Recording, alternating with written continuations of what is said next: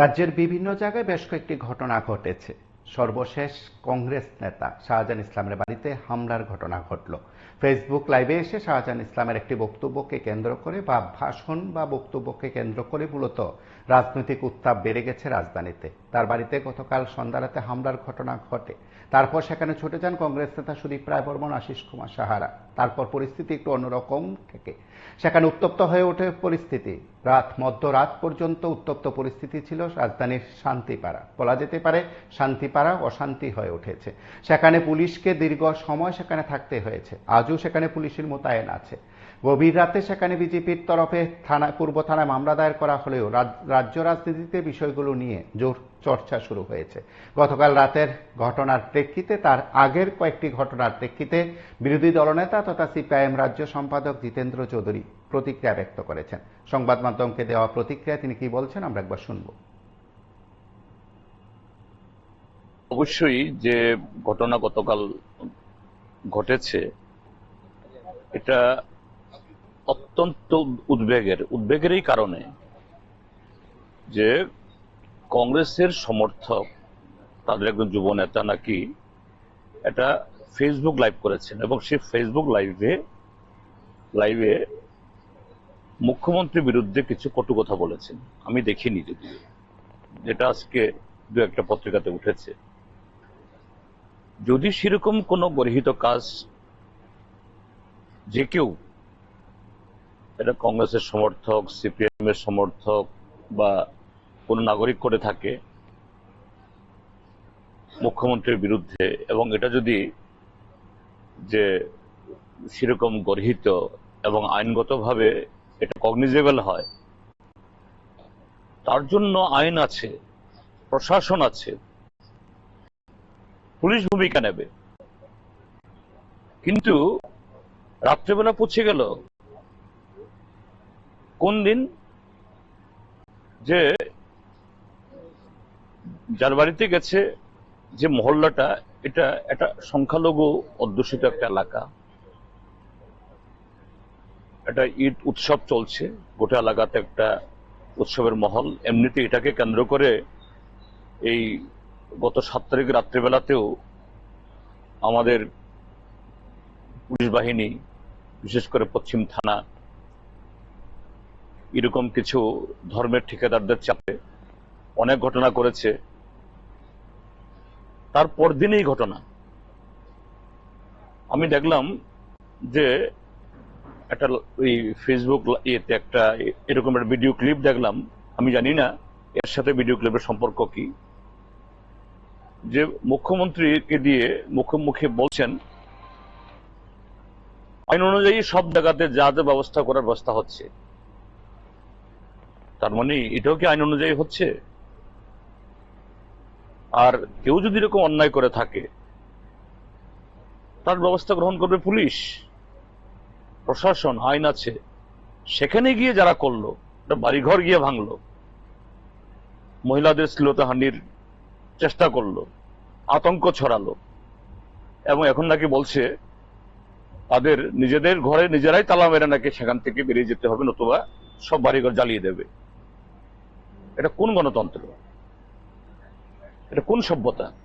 আমি আজকে সকালবেলায় ডিজি সাহেবকে বলেছি, যেগুলো দেখুন আর আপনার পুলিশকে বলুন,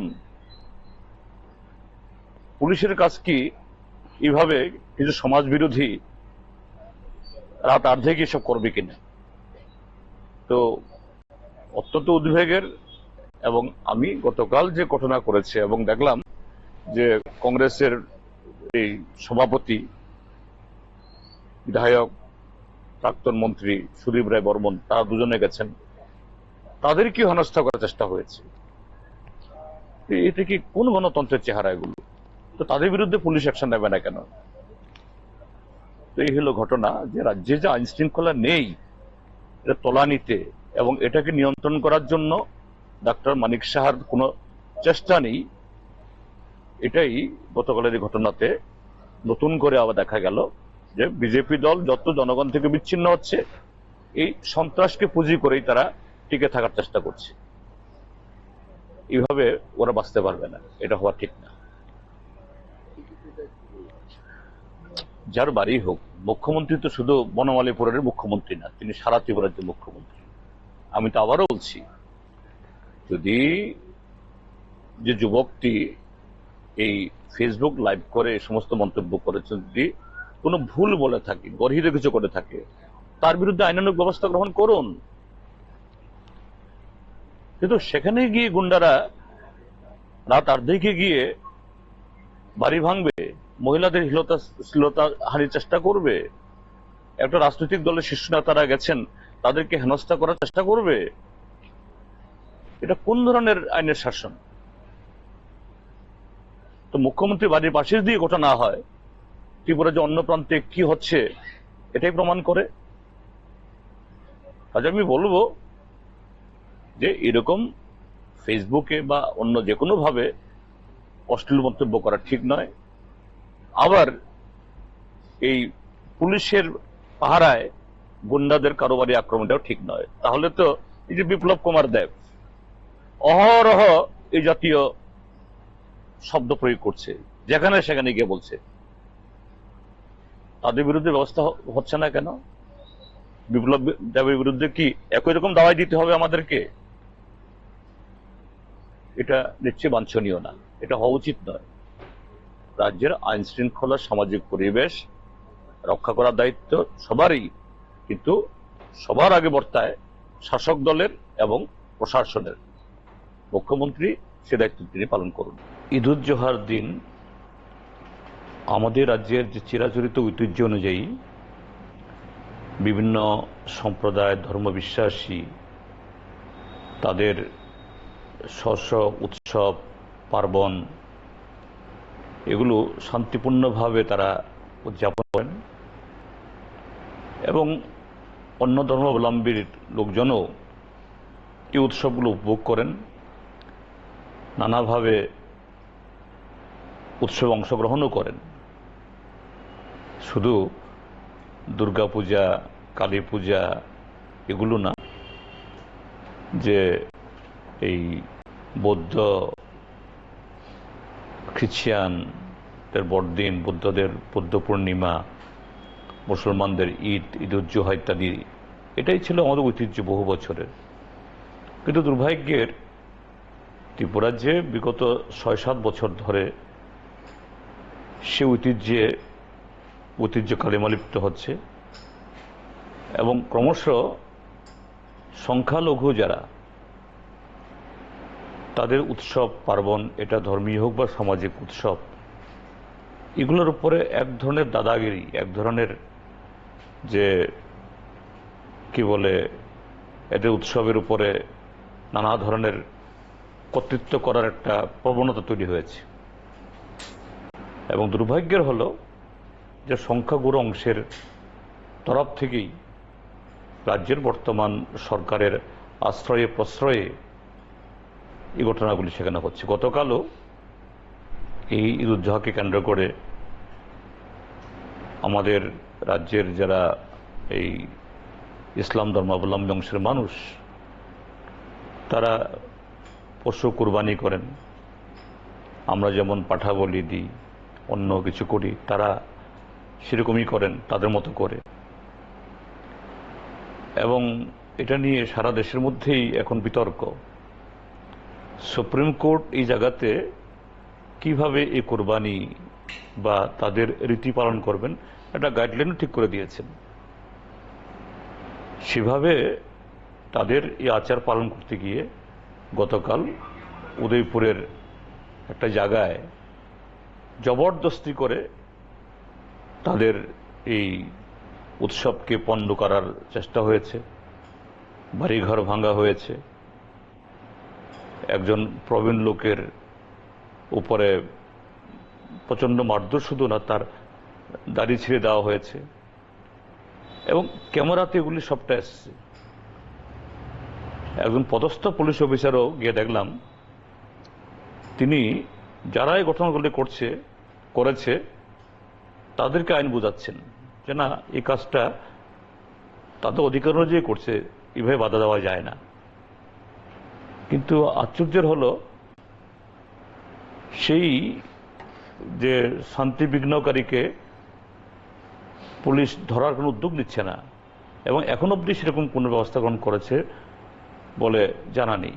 তারপর এই আগরতলা শহরে পশ্চিম কোতোয়ালি, ত্রিপুরা রাজ্যের যে সবচেয়ে আলোচিত থানা, রাজধানী শহর, এখানে এই শহরতলির মধ্যেই একটা জায়গার এরকম কিছু লোক, তারাও এই উদ্দেশ্যে কিছু এরকম পশু নিয়ে যাচ্ছিলেন। হঠাৎ বৈফুর কিছু লোক, ধর্ম রক্ষাকারী, ধর্মের ঠিকাদার, এরা বাধা দিল, আর পুলিশ তৎপর হয়ে সেগুলো আটকে দিল এবং কোর্টে চালান করে দিল। এই সাহস করলো না এদের কাছে, তাদের হাতে সমস্ত বৈধ কাগজপত্র সব থাকা সত্ত্বেও, যে না, কি করে অন্যায়ভাবে এগুলো আটকাবো। তো আমি রাজ্য সরকারের কাছে অনুরোধ করব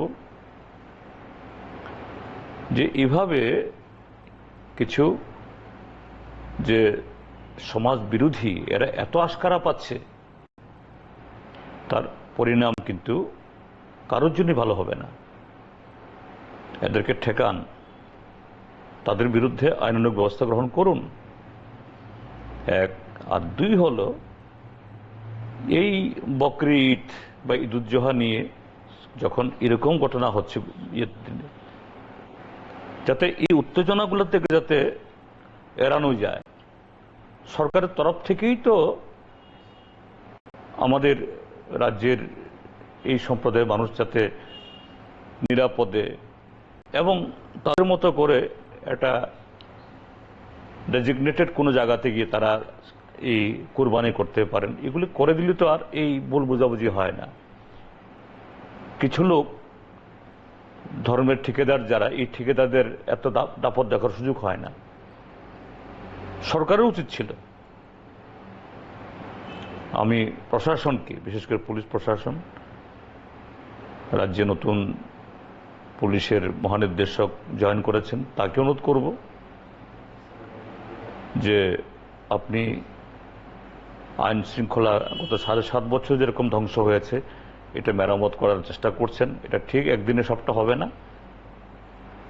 কিন্তু আমি বলবো, এই যে গতকাল উদয়পুরে এবং আগরতলাতে যে ঘটনা হয়েছে, ক্যামেরাতে এদের নাম ধাম চেহারা সব এসছে, কাজে এদের খুঁজে পেতে বের করতে কোনো সময় লাগবে না। আপনি ব্যবস্থা গ্রহণ করুন। রাজ্যের সমস্ত গণতান্ত্রিক এবং শান্তিপ্রিয় মানুষ পুলিশের পক্ষে থাকবে। আইন সবার জন্য সমান, কাজে সেটা রক্ষা করার যে উদ্যোগ নিন। আমি গতকাল যারা এই ঘটনার সাথে লিপ্ত, যারা, তাদের এই জাতীয় অন্যায় কাজের নিন্দা জানাচ্ছি। এবং একটা উত্তেজনা হয়েছে, যাই হোক, দিন তো পার হয়ে গেছে, তবু বড় কিছু হয়নি। এই রাজ্যের সমস্ত মানুষকে শান্তিপূর্ণভাবে, সৌহার্দ্যপূর্ণভাবে যাতে আগামী দিন আমরা একসাথে থাকতে পারি, তার জন্য সবাই এগিয়ে আসবেন। এটা আপনারা শুনলেন জিতেন্দ্র চৌধুরীর প্রতিক্রিয়া। তার পাশাপাশি এই সময়ে তিনি অভিযোগ করেছেন রাজ্যে সমাজদ্রোহীদের আস্ফালন দেখা দিয়েছে, তার পরিণতি ভালো হবে না কারোর জন্যই। আগাম মন্তব্য কিংবা আবাসের আশঙ্কার কথাই শোনালেন বিরোধী দলনেতা। আপনারা দেখতে থাকুন PV24।